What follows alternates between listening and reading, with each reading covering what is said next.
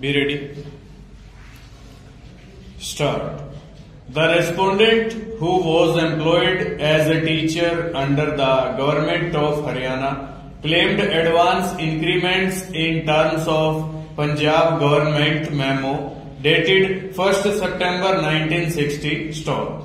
The Director of Secondary Education Haryana rejected the claim on the premise that in terms of Rule 10 of the Punjab Education Service Class 3 bracket start school cadre bracket close rules 1955 the pay scales of the teachers were subject to variation from time to time, and since the state of Haryana revised the pay scales of various categories of teachers with effect from 1st December 1967, memo dated 1st September 1960 stood superseded. Stop. He also observed that higher start of pay with advance increments for postgraduate qualification was provided only to masters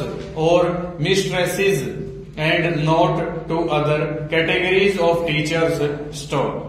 The High Court allowed the writ petitions and directed that the respondent be given advance increments in terms of the Punjab government memo and the letter of the government of Haryana. Stop. Aggrieved, the state of Haryana filed the appeal. Stanza. The teachers employed under the government of Haryana could claim benefit of the higher pay scales, advance increments, etc. in terms of the policy decision taken by the government of undivided Punjab and instructions issued by it only till the revision of their pay scales, which were made effective from 1st December 1967 and not thereafter. Stop. The question of revision of pay scales of the teachers employed under the government of Haryana was considered by the Education Commission, which is also known as Kothari Commission. Stop. The recommendations made by that commission were accepted by the President of India and were implemented by the state government